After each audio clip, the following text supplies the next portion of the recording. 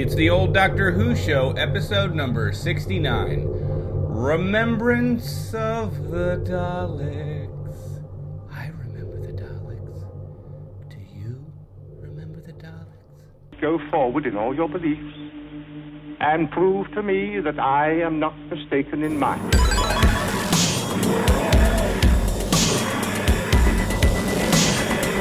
You couldn't control my mind before, and you certainly can't control it now. Would you like a jelly, baby? The TARDIS, when working properly, is capable of many amazing things. Reverse the polarity of the neutron flows with the TARDIS would be free of the force field now. But the TARDIS is more than a machine. It's quite a person, you see. Resulting reaction is Are you ready? Welcome back to the old Doctor Who show, your classic and classy tri-weekly Doctor Who review podcast. My name is Eric. And I'm Dan. And I think I'm going to stop even saying my name. People will figure it out, right? We don't need to say it. Yeah, we shouldn't even introduce ourselves. Dan, how are you, Dan? You're away, right? Yep, I'm up in the beautiful state of Vermont. Lots of snow here, so we decided to go skiing. Do you have a house up there? You're up there so much, you should consider real estate. We have considered real estate. I can't believe you and I haven't talked about this. Yeah, we have a condo up here. And, oh, you do have a condo up here. Up there. Oh, well, some friend I am. I didn't even realize that. Well, to be fair, we only speak to each other once every 3 weeks. And it seems to be focused specifically on Doctor Who. Speaking of Doctor Who, we're going to review the classic episode, Remembrance of the Daleks. We're going to look back fondly, or not fondly, depending on our review. But do you have anything to say about the new Who? Because I feel like we talked about it the last 2 times, and maybe you were not loving it last time, or you were loving it. I can't remember. I feel like this season for me, a lot of hits and misses, right? Kind of a mixed bag, I think. Yeah. I will say I've liked the episodes that Chibnall, is that his name? Chibnall, is that the showrunner? Yes. Mm-hmm. Yeah. Apologies if I'm getting your name wrong. I like the episodes he's not writing more than I like the ones that he's writing. So I've liked the Witchfinder episode, and I liked the Demons of the Punjab. Was that? Or Demons on the... Or yeah. Night Demons? Let's call them Night Demons on a train. Night Demons, I've liked those, and I've not liked the Donald Trump-esque one with the spiders, although the spiders were cool. And I really didn't like the Amazon one. I thought that was not good. And I didn't like the... there was one that was like the something conundrum or something. You also didn't like Rosa. No, I liked Rosa. I thought Rosa was okay. It was okay. It was okay. No, I kind of agree. Yeah. You and I had kind of talked about it between shows. We kind of both feel the same way. I really like all the performances, and I like the production design, and I like the ideas of most of the stories, but their actual execution, the scripting, some of the stuff, stories aren't great as a whole in some of the cases. So, yeah, it feels very hit or miss to me. I didn't really put together whether it was who was writing it and who was directing it, but some of them are definitely stronger than others. But I think consistently across all of them, the acting is great. I like what they're doing with the characters, even though it's taking a long time to develop all of the characters because there's so many of them now. I do like what they're doing with them, and that's kind of the most important thing to me. Yeah, speaking of strong casts, how about Remembrance of the Daleks? Should we just jump into that? Is that a good is that a good transition? I don't know. That felt like a transition, like somebody had a gun to my head, and I had to they were like, you get this show back onto the classic one right now. You stop talking about Eric. No, I had nothing blink else twice to if add. you're in danger. Yeah. Okay. No, let's do it. All right. Let's jump in. Let's jump in, because how much else are we going to say, right? Whoop. Not anything.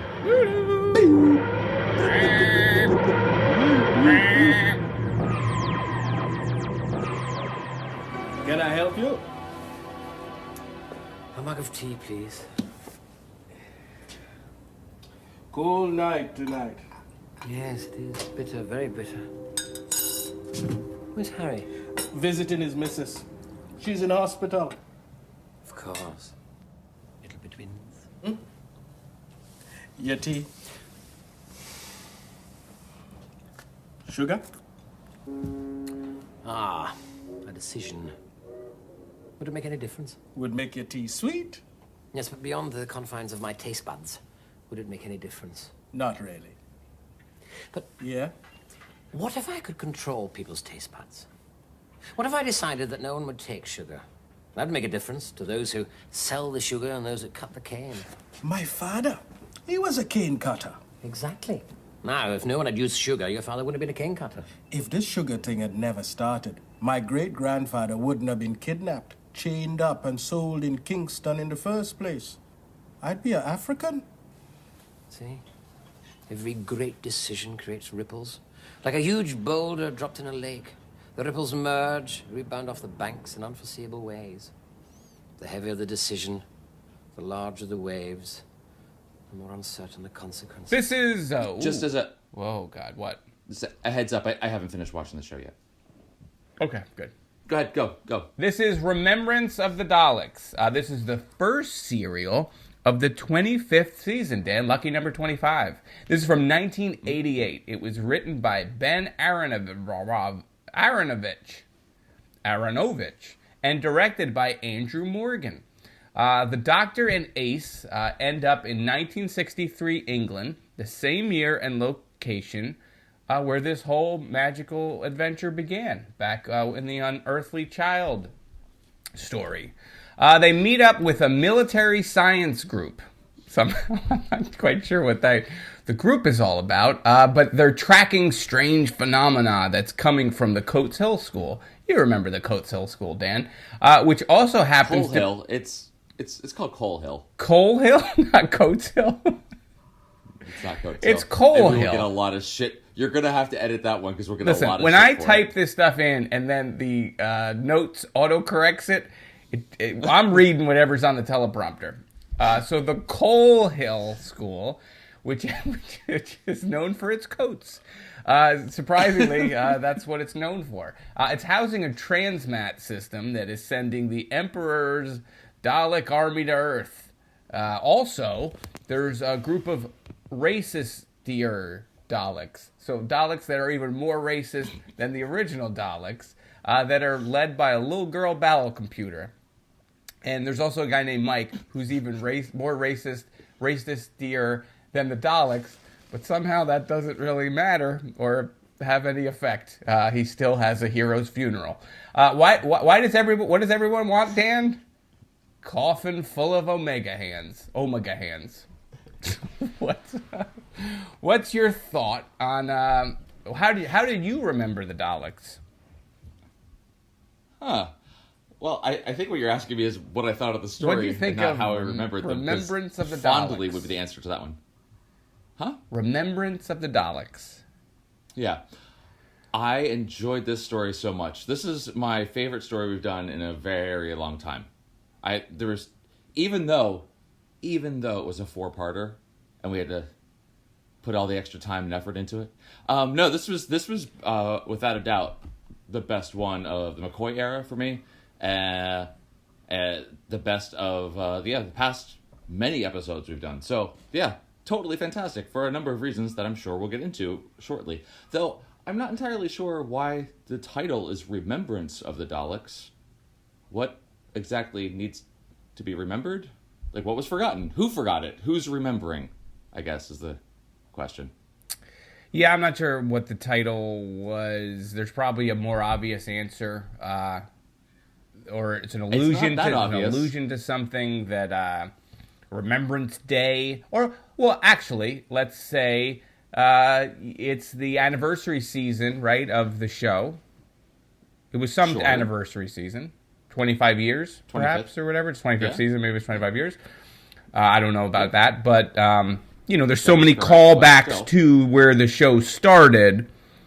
So it's a remembrance of the show. Hey, remember the Daleks? It's been a while. Remember right? the Daleks? Yeah. People loved them? Remember when people used to love Doctor Who? Remember when is the lowest form of conversation. Yeah, I don't know. It's a very. I think maybe that's it. I'm sure there's more to the title than we realize, but yeah, confused because it's like murder of the Daleks or, the Daleks kill everyone. And this is like, Remembrance of the Daleks. It's a little bit. Remember the Daleks? Yeah. But yeah, so it sounds like you really like this. You like this a lot.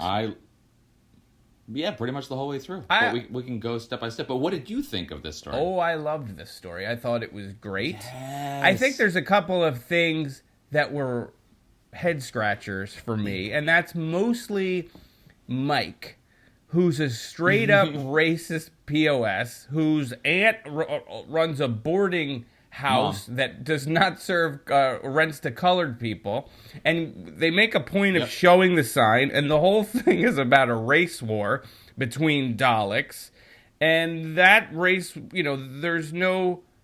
Mike is never confronted about it. He's just in the clan. She's gonna date him until later on when he sells them out. She's still into him even though he's not serving. Ace is. Yeah, right. Ace is like, I was still gonna date you. I didn't know. It's like, what about the sign he's got in the window? And then the doctor literally is encouraging the race war. The doctor does that long monologue where he's like, it's important to purify the race. And I thought that was... No, but like there's this whole... I dozed off a little bit. There's this whole... there's this whole obvious, racism thing, subtext. Although, it's pretty overt, I guess. But it's not ever dealt with, or... It's just sort of weird that they stop the thing and that you see that he's got this no... colored allowed sign, and that's just to show you like this guy's a piece of shit, but okay, he's fine, and then at the end they all go to his funeral and they're all like celebrating him like he's a good person. I thought that was a little strange, but other than that I thought it was fun. All of the mythology stuff, and you get the Rassilon stuff, and you get all the callbacks to the start of the show, and even that little sort of radio where there's like the BBC is premiering sci-fi show Doctor, and it cuts off. I kind of like that little stuff. Yeah. You go to what's the Foreman? What's the name of the junkyard? They go to the junkyard. Yeah, they go to I Am Foreman's junkyard on Trotter's Lane. So we get that. We get the Coal Hill School, which is I believe fantastic. It's called the Coates. Set in 63. I heard it was called the Coates Hill School. Yeah, Coates Hill School. Everyone loves Coates Hill.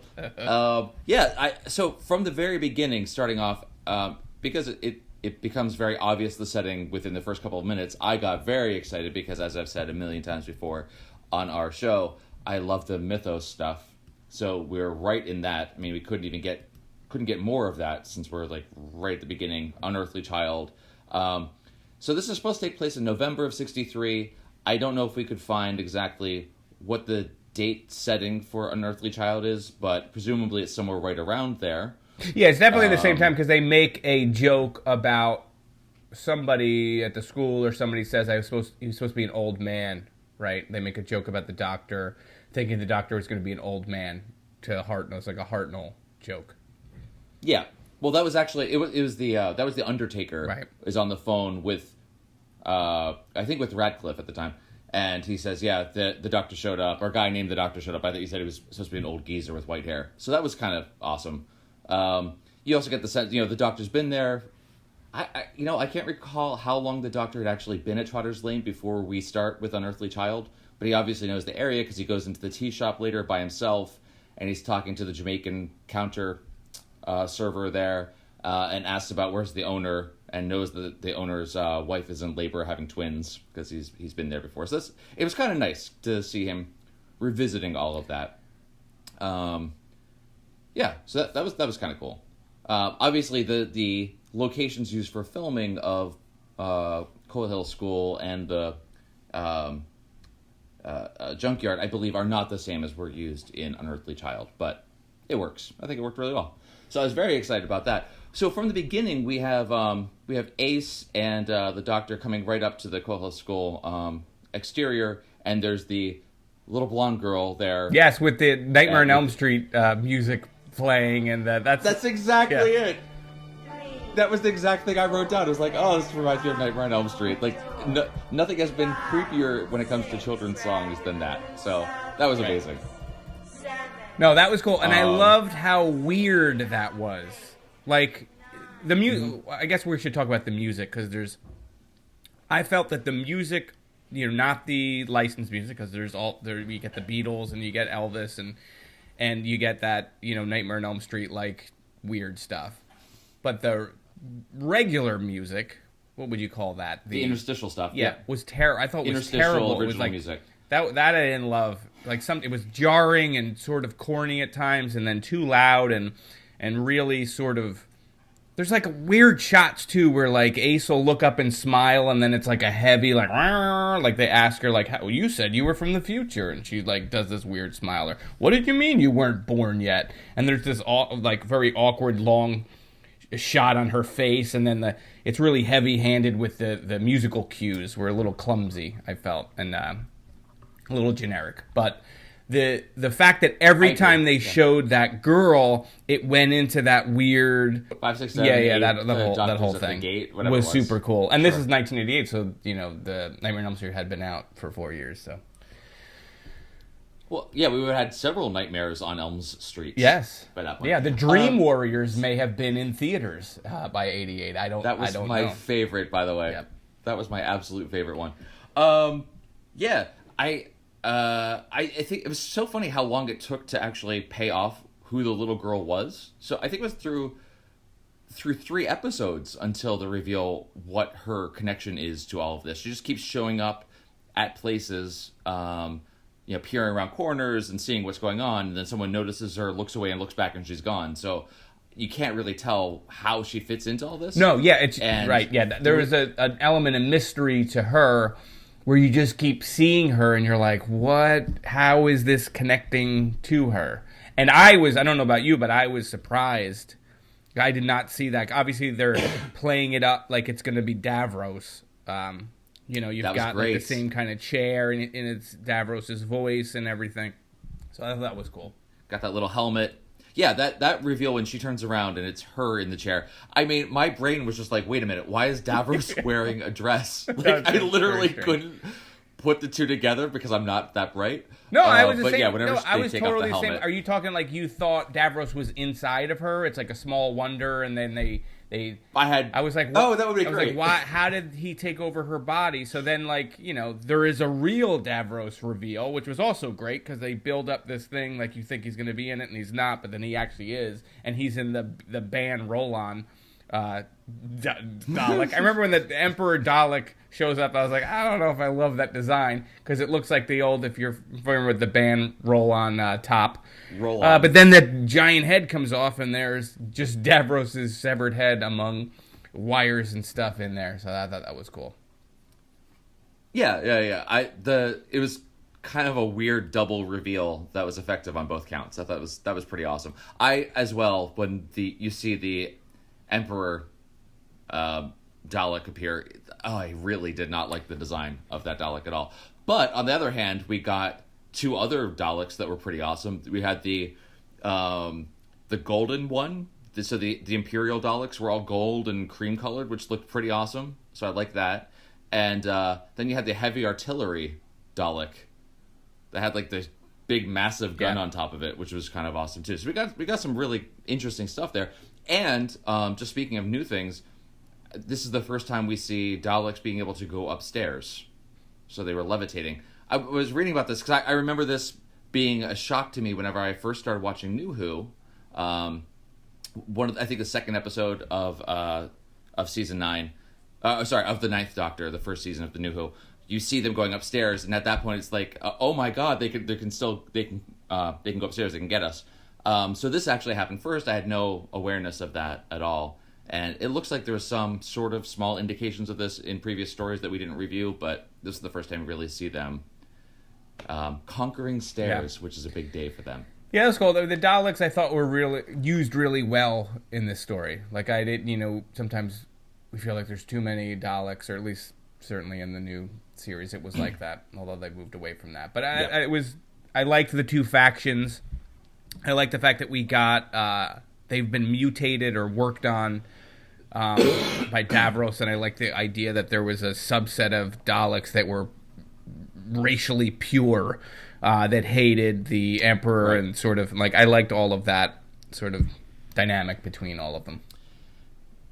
That's something they've been doing for a long time, though. Is like the Dalek race has always strove towards this purity and then conquering other races and making them pure just like they are, which is why there's always a faction that hated Davros because he wasn't one of them, even though he created them. So you see him in all these different stories where he's been captured by them or imprisoned or being enslaved by them.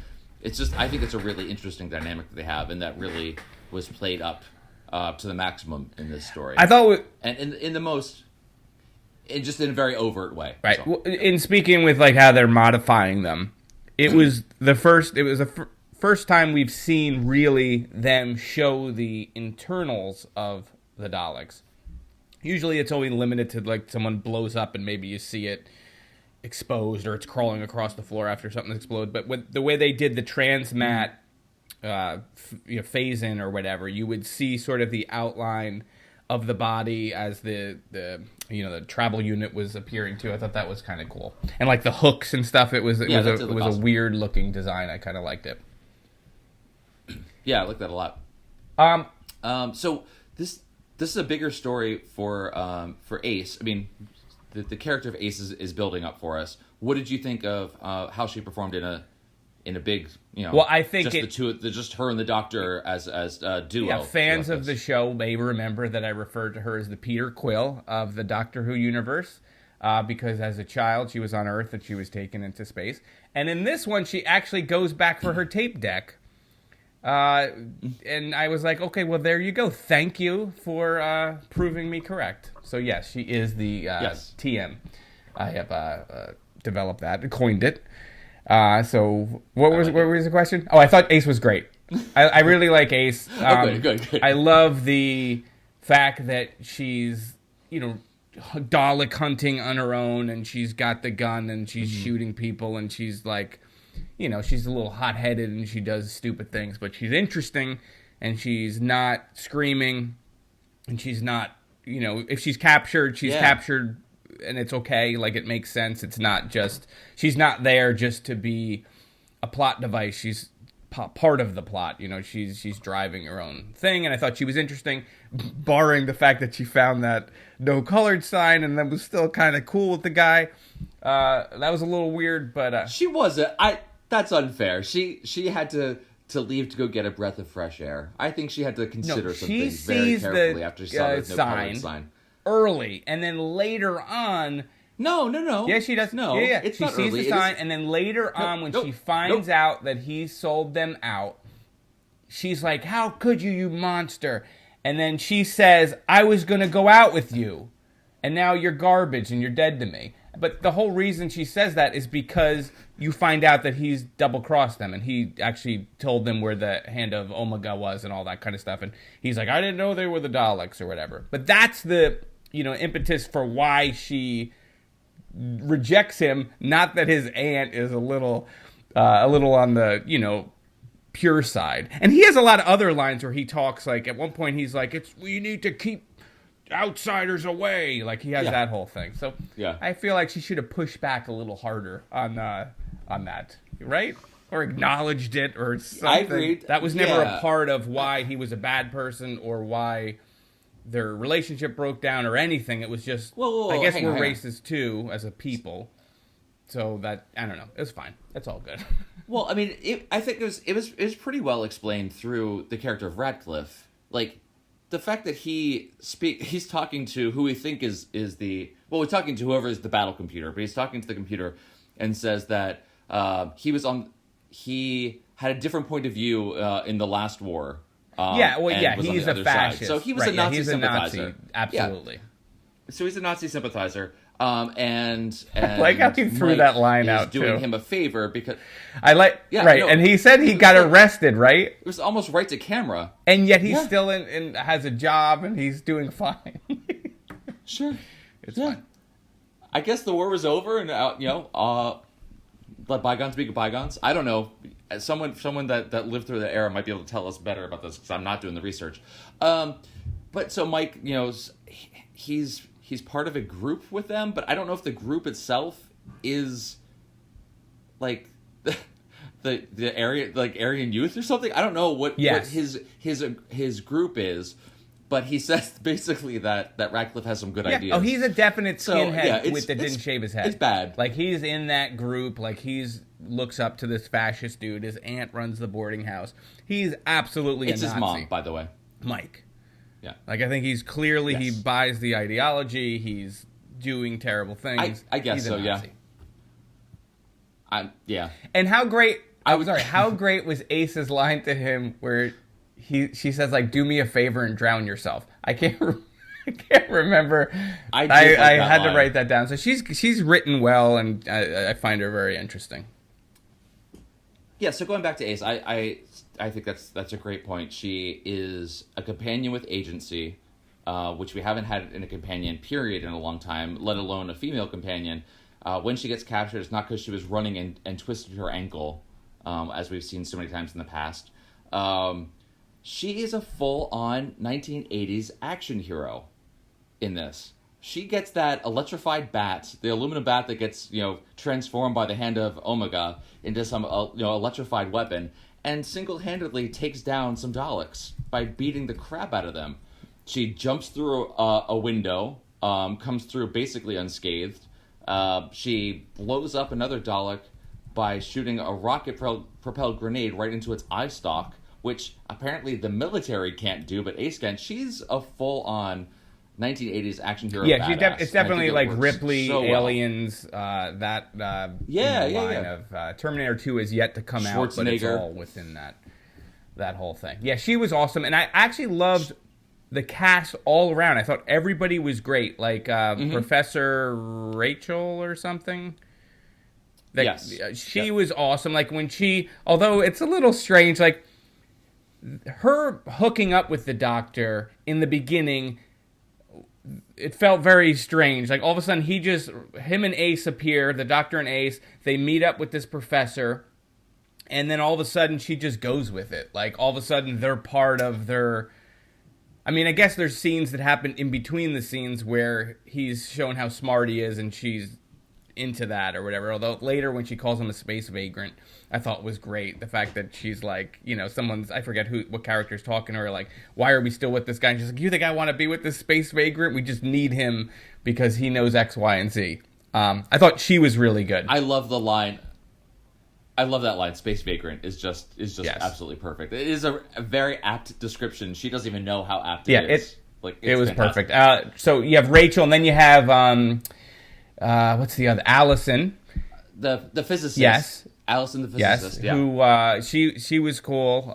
She had less to do. But yeah, you're right. She doesn't have a ton of lines, but I thought she had a lot of funny lines. There's a couple of she's I forget who's. It's like one of the soldiers, and she's examining his brain. It's like, oh, could you fix it? He's like, no, I'm a physicist. I'm not a doctor.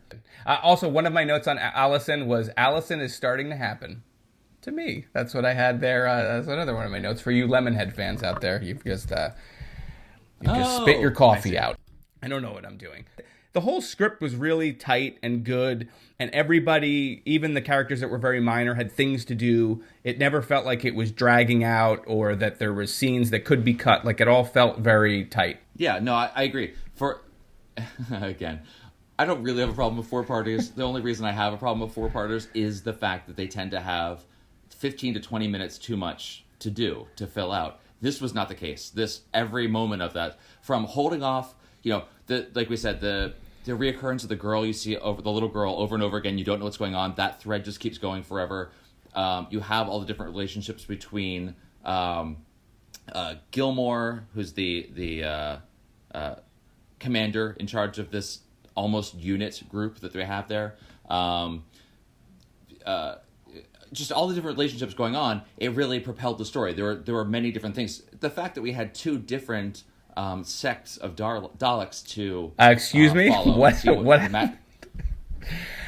for a second there I thought you said maybe it was a connection that there was Dalek sex going on. I thought that's what I heard. Okay, all right, fair enough.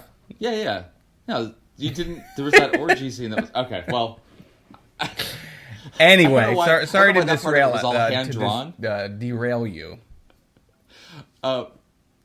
Doesn't matter. All I'm saying is there was not a moment wasted in this story. I think everything was propelled really well. Yeah, it was really good.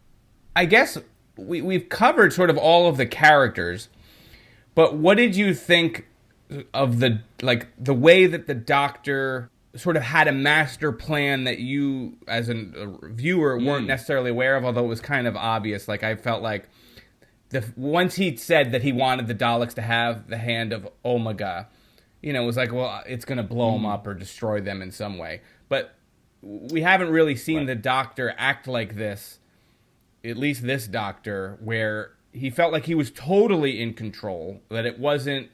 Sometimes you get a sense that they're sort of bumbling through things. Not necessarily bumbling, but they're sort of playing by the seat of their pants, and then they're reacting and trying to figure out, whereas this felt like the Doctor had a plan almost immediately, and he was like, okay, I'm going to bury the hand of Omega here, and then I'm going to get it to the Daleks, and here's a problem. There's two factions of Daleks, so I have to make sure one kills the other, and then the other the winner's going to get it, and like, that was an interesting take for him that I liked. I liked when the Doctor felt more in control, and it wasn't just, you know, a whimsical, what does this button do kind of stuff.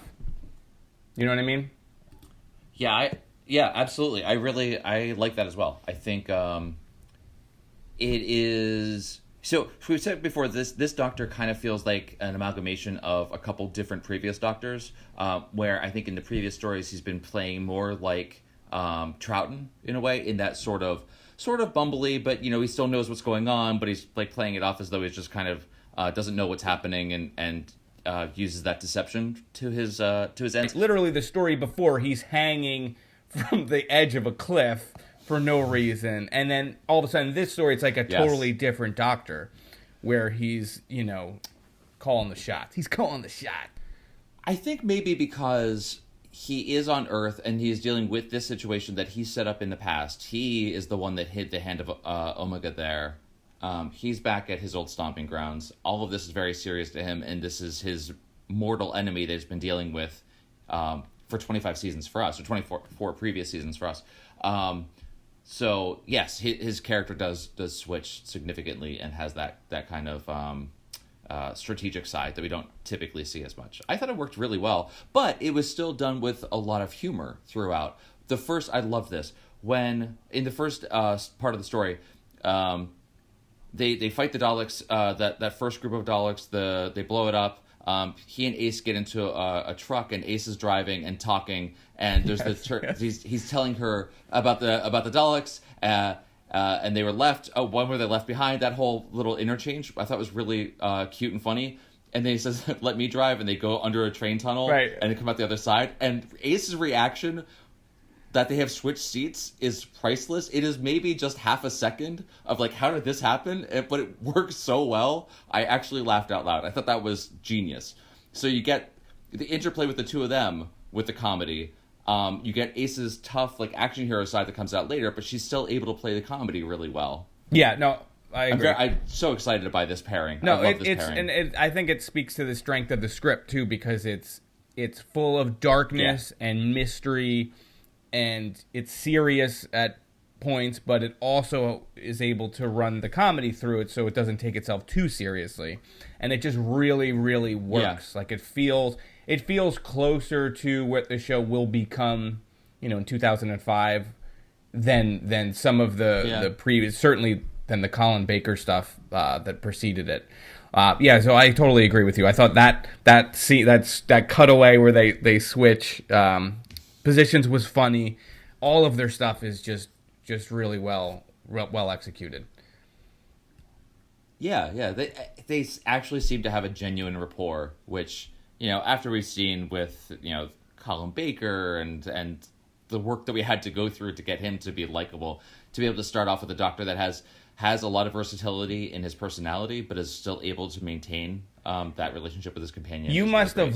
Not to mention that it is just an awesome companion. Yes. You must have been so happy with all of the Omega stuff too, because I know how you love the Rassilon and the mythology of Gallifrey and the Time Lords, and this I loved all that stuff too, because they do a fair amount of exposition, but it didn't feel too heavy-handed or just too, where he explains sort of. Because for a while, if you must have, when did we do the Omega thing? Was that the 5 Doctors? Or the 3 Doctors? That was a long time ago. It was a very long time for us. And they've mentioned him, but the fact that they sort of tie it all back, and this is, he used this to create the energy source that built, the Time Lord's whole empire, and how Rassilon used that and all that. I loved all of that stuff. And I thought it felt to me... On. I was just going to say, I love the whole weirdness of it being in a coffin that he could talk to, even though that was sort of like, it could have gone south and been just stupid. I thought it was just kind of cool. And the I don't quite understand, he's able to put the bat in there and then he gets a bat out that's supercharged, but I don't care. It's fine. I like that it is alive, just in the way that the TARDIS becomes sort of a character and alive. And they play on that more and more as the series goes on. But I liked that whole thing. And the fact that that was part of it. He knew that he had sort of talked to the Hand of Rassilon to do the supernova thing at the end or whatever. I thought that was cool. But go on, you were going to say something. I agree. No, I agree with all of that. I think that that there was a lot of exposition. They had to reset this history for, I'm assuming, this is a show that's been going on for a very long time, 25 years at this point, that there are always new groups of audience coming to the show. It's the first episode of a new season. They haven't talked about a lot of this mythology in several seasons at least. So to have to give us all that exposition, but in a way that felt natural, was difficult. But using the Doctor telling Ace this story and then letting Ace kind of fill in other people that she's already been told about part of the story felt very natural and earned, as opposed to what could have felt very stilted and uncomfortable. So we not only got everything about Rassilon, how the Time Lords gained all of their power with stellar manipulation and engineering. We also got the backstory of Skaro and the race that the mutations of the race, and all of this. There's a whole 25 years of story that they kind of condense into what felt very manageable, and kind of resetting the table for us for what'll obviously happen later in New Who, but maybe happens further in the original series as well. I thought it felt great. It was really, really cool to see all of that.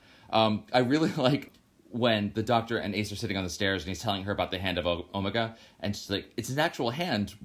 Why would he leave his hand behind? What can that do?" And he's like, "No, it's not an actual hand. The Time Lords are just really pompous." And then she says, "Yeah, I've noticed." Like that moment I thought was really great, and I just didn't want to skip that. Well, I'm glad you got that before I was cutting you off. What I was just going to say a little bit about the Rassilon stuff is that's the stuff from Gallifrey that's interesting.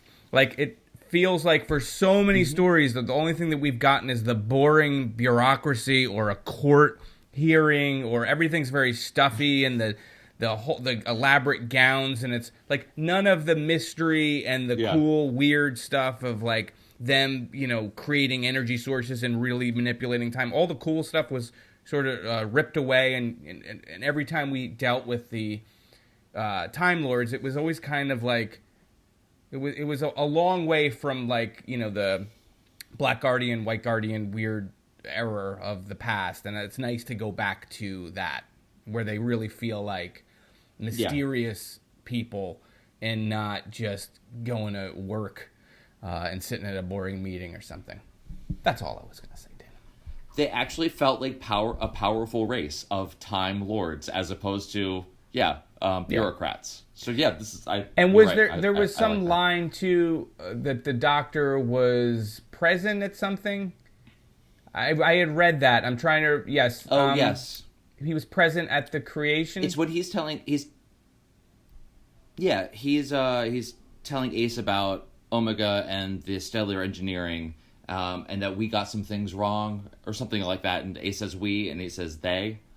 So he's kind of hiding the fact that he has some connection to the beginning of Time Lords. Well, I don't know necessarily if that's true. I don't think We've Right. seen From that my later. perspective, when he said that, I just took it as, okay, well, he's just saying that because he is a Time Lord. And it would be like me saying, you know, when we moved away from the British, and I'm talking about the American Revolution, I wasn't obviously there. And then afterward, I read, I know, it's strange that you don't think I was there. Really but when I weren't? read that later, Okay. what you said, where people are tying that, oh, this is part of, because there's, I guess the script editor at the time had an elaborate thing that was going to happen, and there's a word for it which I can't remember, that never finishes. So the show's going to end before they can do all these reveals, but this is part of that.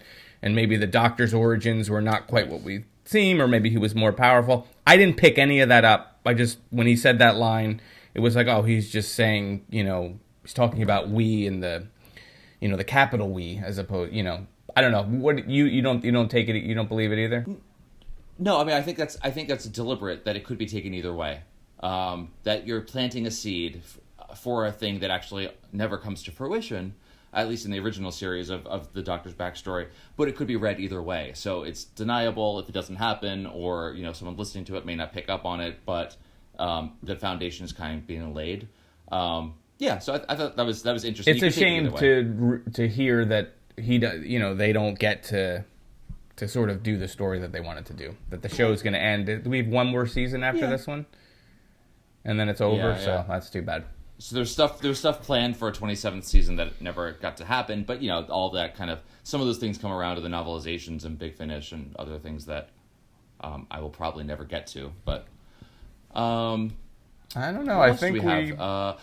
So there's the reveal of the girl as being used as a piece of the battle computer. It's explained that the Daleks are slaves to logic and reason, so they need an unpredictable young child with imagination to be part of the battle computer. Power. I mean, that was cool. It was just not a. It seems like a huge flaw that they would need that. And do they do that when they go and conquer other planets as well? They have to find a small imaginative child to. It was just kind of weird. It was effective. I was going to say, it's a little strange too, because the faction that's using an outside person to, you know, what's the opposite of purify? But they're the ones that want to be pure and 100% Dalek, and then they're introducing a foreign entity, a different race altogether. That's a good point. That's the group that's using it. Was a little strange. But yeah, the way that she worked, and I guess we're just supposed to take it for granted that the Daleks can just take people over, and then they're puppets, and we've seen that before, right? In they took people over. And so I guess that's all. And I would just read that it was the little girl getting put into the battle computer took over her mind, and I say that because Ace, when they see the battle computer chair, she almost sits in it. Yeah, because why not? And it's gonna like pull the helmet down. The Doctor pulls her out of there, that and gives her kind of like a worried, serious look. So I'm guessing that's kind of it. It was either that or she was taken over when she went to a Spencer's Gifts and started playing with the electric globe. One of those. I loved that was the thing that controlled. And it was cool. We got to hear that the Daleks they can go through time too. They have primitive time technology, which again, we've seen that before though. They're time corridors that they've said. So it was kind of, you know, not the best special effect in the world, that thing, but, you know, what are you going to do? It's fine. But on the other hand, so that was ridiculous. Oh, wait, speaking of that thing, I don't want to get off of it, but when the Doctor disables it, doesn't he put like a little note or something on top of it? It's like a weird little calling card. It's like, oh, this... I thought that's what it was, too. Well, what was actually just a tangent on your tangent, when he pulls out that calling card, he does a little sleight of hand. He reaches up in the air with an empty hand and like makes it appear. Does a little magic trick, which I think is nice. A nice character flourish for the Doctor. Oh, sorry, for the seventh Doctor. Yeah, seventh Doctor to kind of pull this out of thin air and then drop that on him. Anyway, just backing up, the electrified globe that is the time controller thing is ridiculous. For people that don't live in the U.S. or don't know what Spencer's Gift is, just, you know, picture your a crappy mall that has a whole bunch of who farted posters and gag gifs. It was that little electric globe. Everyone's seen that before, so I don't know why that would be a prop on the show. That was kind of ridiculous. So that was on the extreme bad end. But that floating casket and also the landing Imperial shuttlecraft in the school, those effects I thought were really convincing.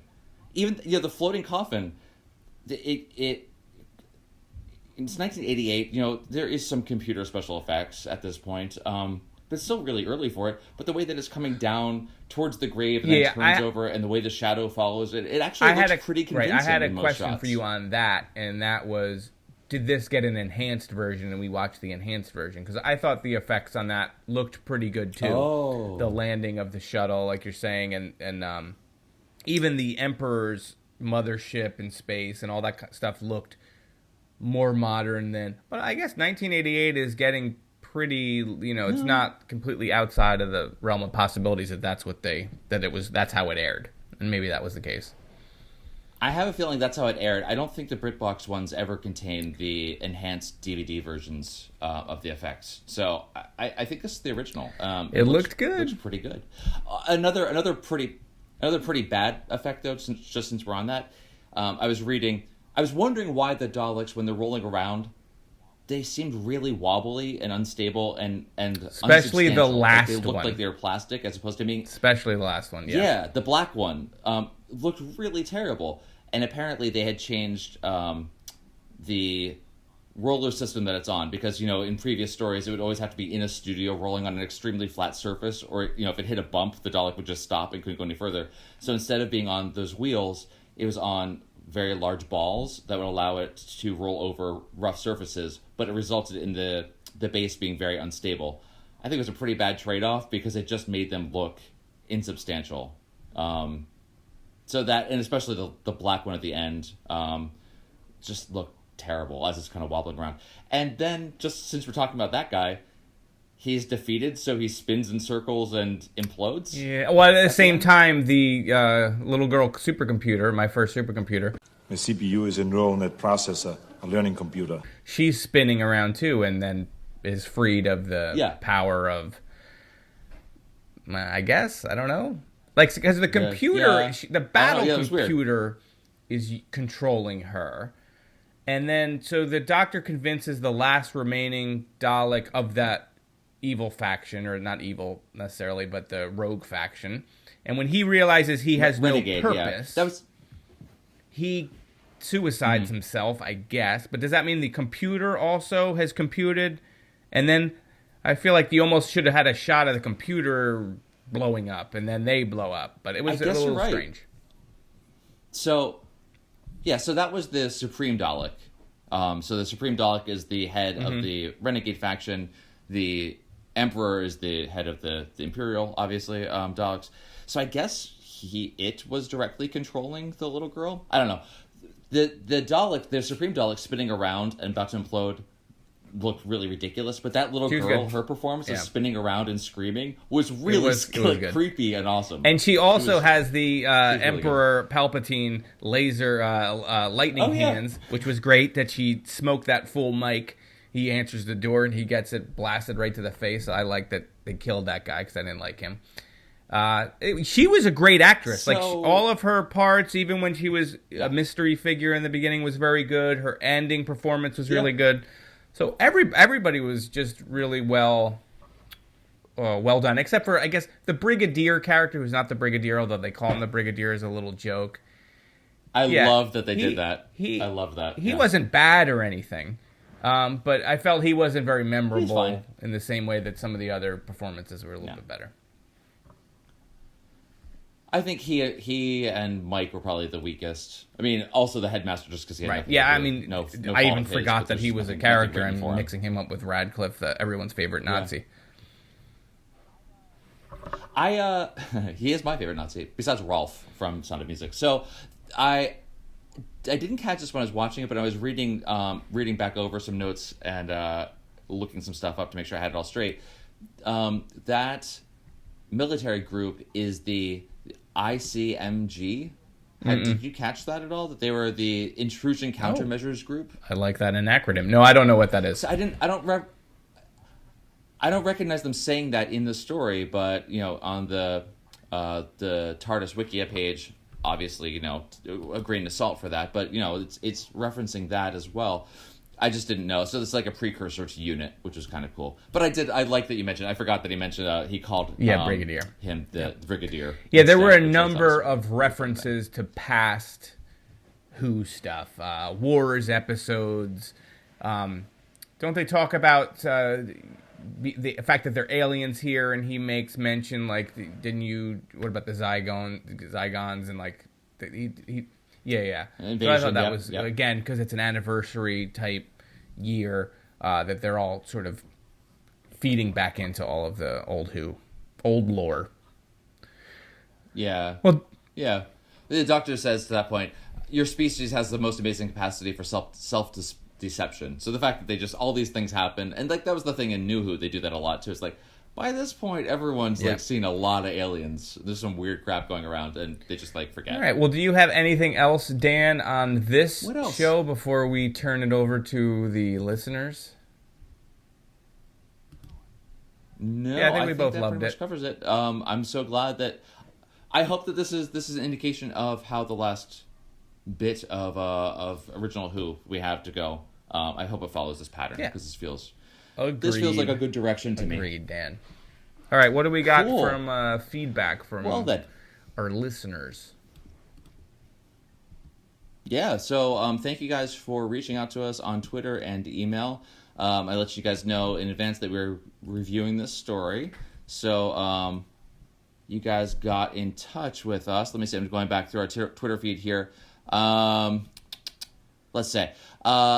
Hair of the Hound on Twitter says, I can't wait to hear what you make of it. Have only listened to 3 McCoys, but I'm totally on board. He's been watching the show for 45 years and says that we bring a fresh perspective every week.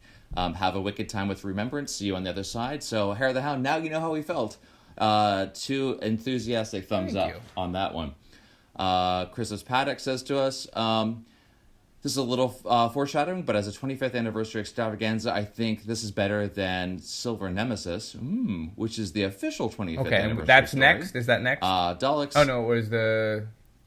No, that's not the next story. That's later. Next is Happiness Patrol. He goes on to say, Daleks, Time Lords, a unitish org, double crosses Davros Coal Hill School, or Coat Hill School, and references. You know that's right up my alley, so yes.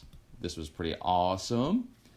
Also on Twitter, WJ Bird says, when I was 17 and it was first shown overnight, episode 1 made Doctor Who cool again. Everyone had watched it, and the next morning it was the talk of the common room at school.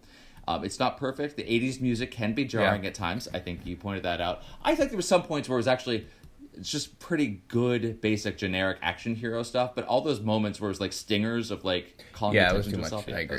Horrible. Sorry. Too much.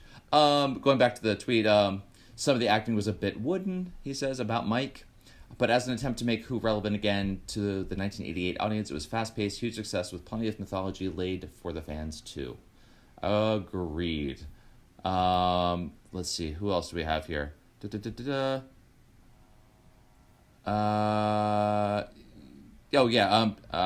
Seffel says... I watched Remembrance of the Daleks, an interesting story, and he has opinions that he will send to us in emails.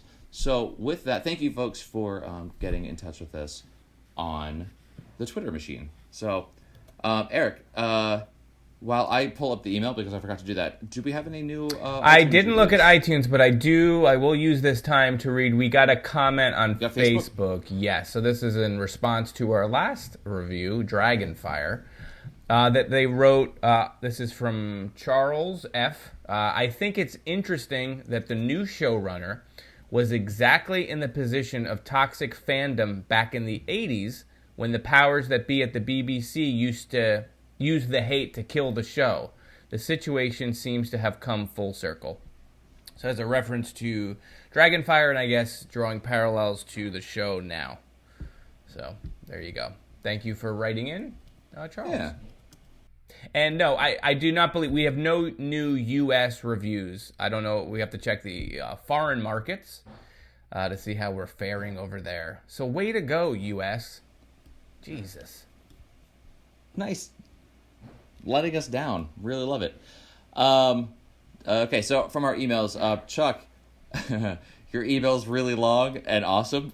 We did read through I did this, not but, read through it. Did you read through it? I didn't read through it.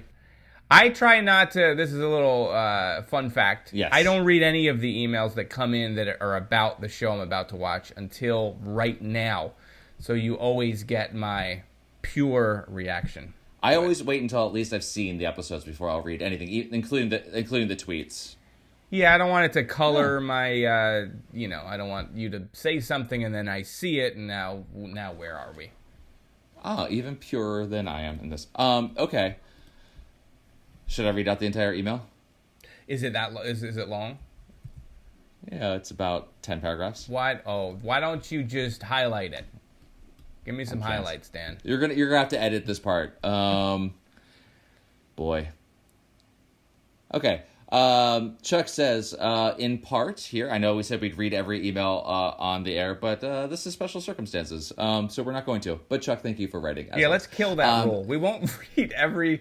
We will read a piece of every email sent. Because I like that. We also got a number of emails other than Chuck. There's someone that sent us a very long email.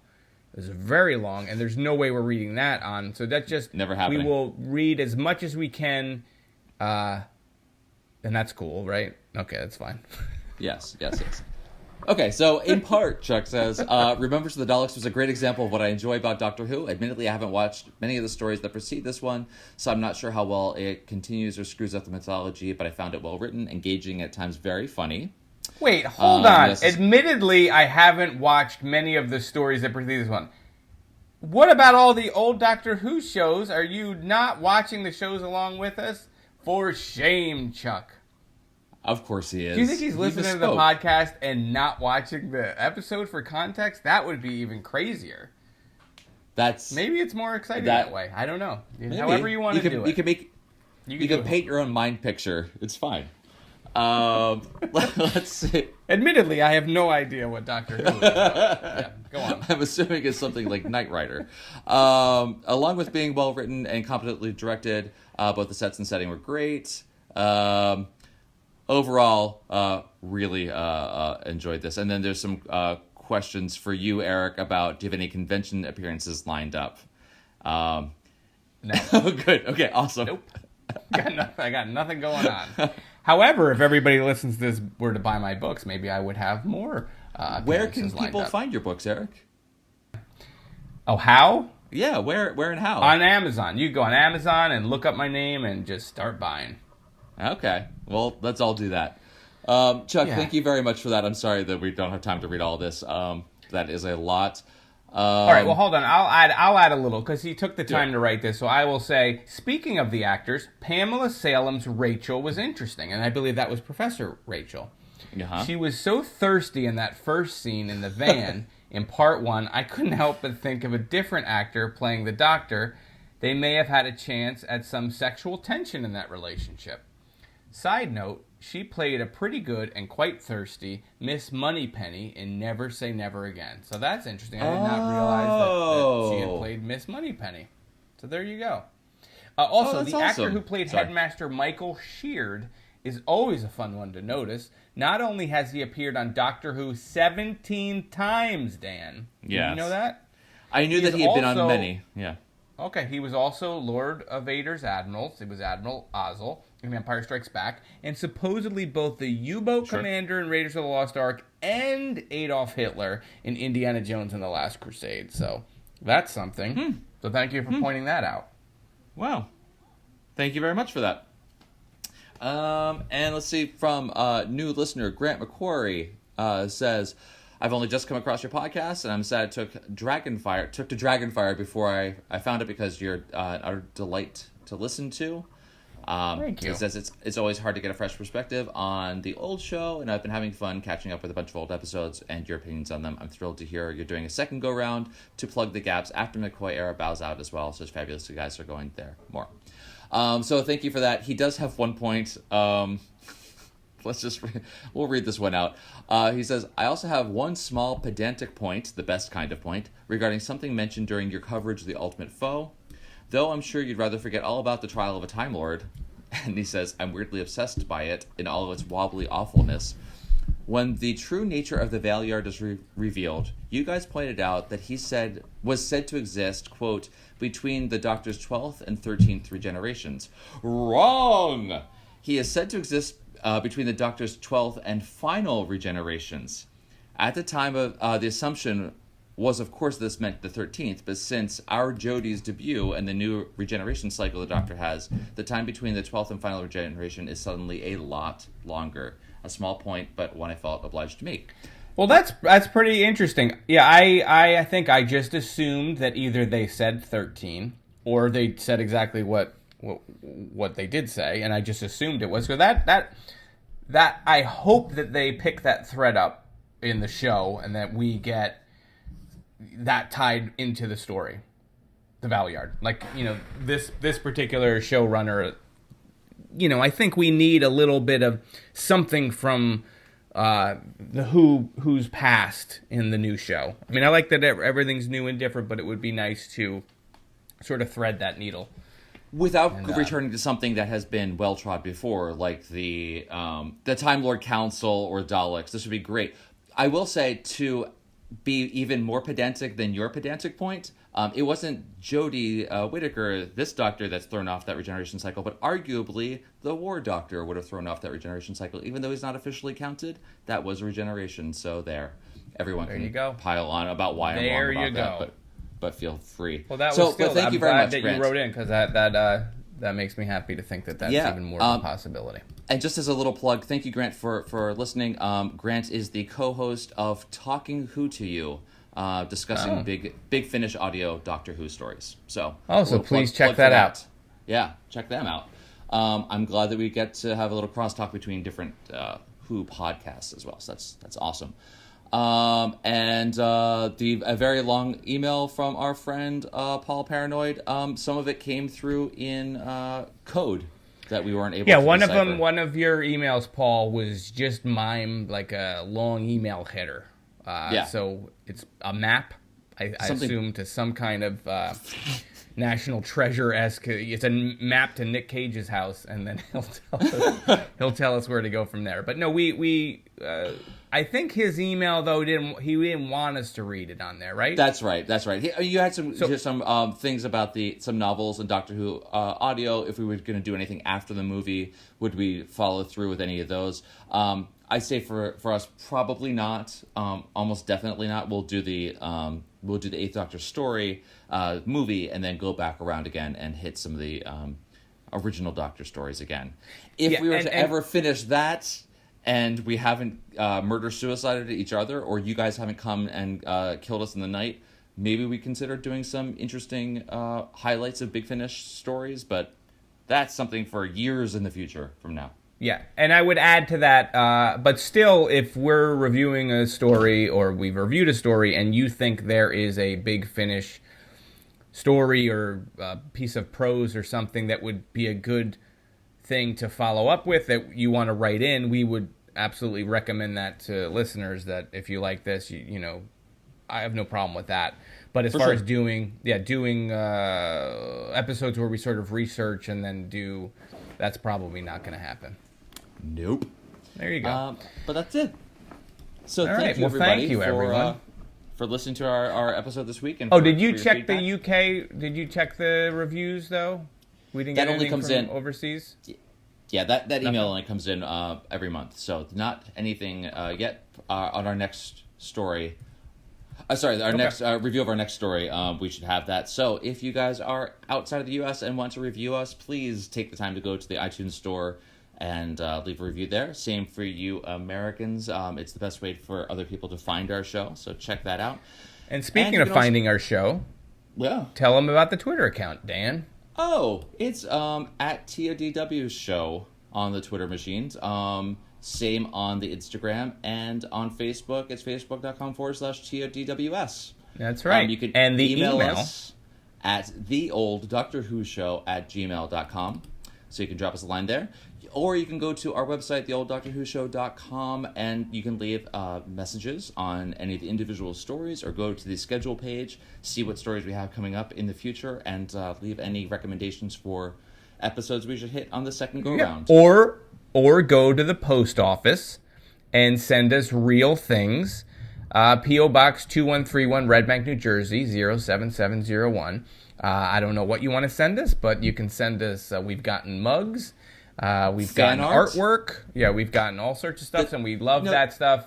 So the bar's pretty high, is what we're trying to say. Holiday season's here. The bar's been set pretty high, but if you want to try to top it, we're not going to stop you.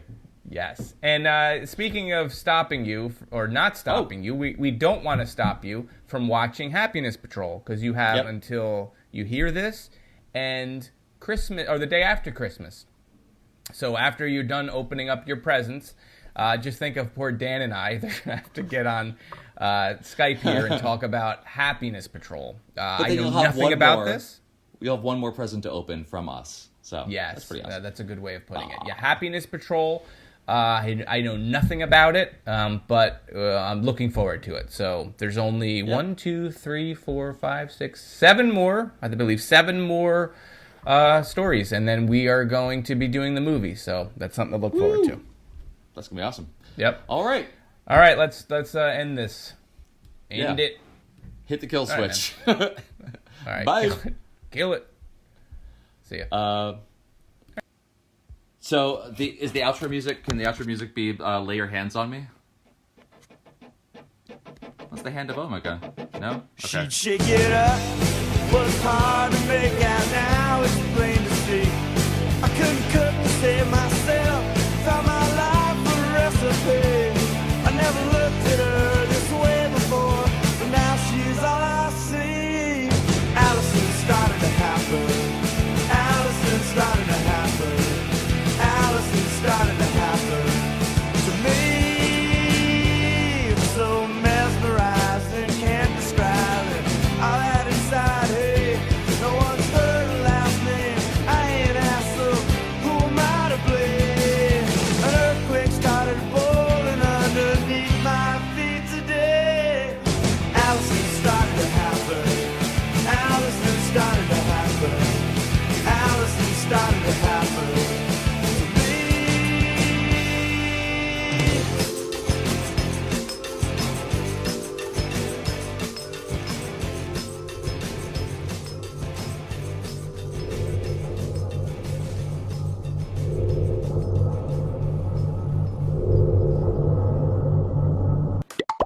Where's my robot, you know?